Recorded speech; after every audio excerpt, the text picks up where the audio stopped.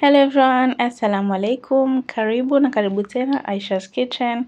Kama ndo mara ya kwanza kufika kwenye ukurasa huu, karibu sana. Na tafadhali usikose kusubscribe ili usipitwe kabisa na video zangu kila nikiposti. Leo tunapika choroko au pojo za nazi.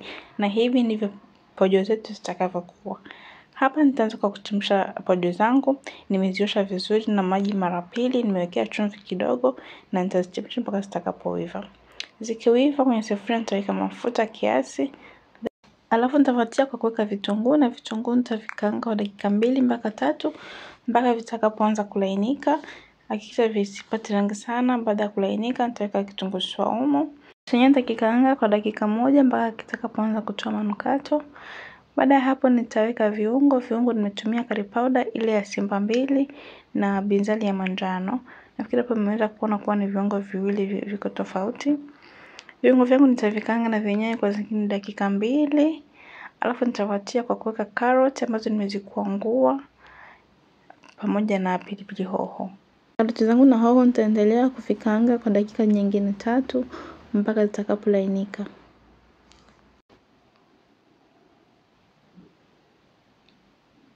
Nitawekea maji kidogo na kufunika ili vizidi kupa urahisi wa karoti zangu kuiva.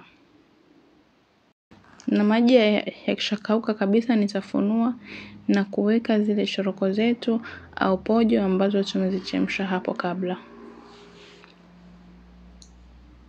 Nitavichanganya vyote kwa pamoja ili pojo zetu ziweze kupata viungo na kuchanganyika pamoja na karoti.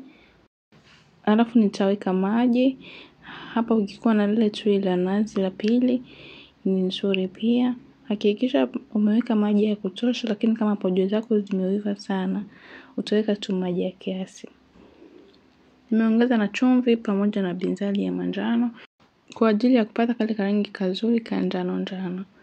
Na nitavichanganya vyote na kufunika.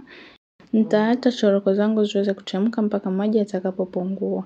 Yakishapungua nitaweka tui zito. Ukitumia tui la nazi ya kukuna ni nzuri zaidi, au kama utatumia hizi za kwenye makopo au zile za vipacked, angalia brand ambayo ni nzuri, utapata nazi yenye taste nzuri. Nitaendelea kukoroga nazi yangu na kuipoza isiweze kukatika.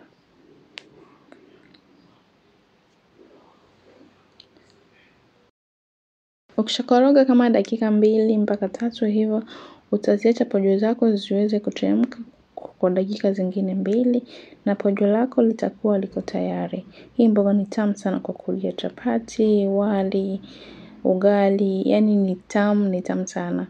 Natumai utapenda na kujaribu. Na mimi ya kwangu nimeila na wali pamoja na samaki ya kuchoma. Unaweza ukaila na kitu chochote ambacho wewe mwenyewe utapenda. Bye bye, so makbul.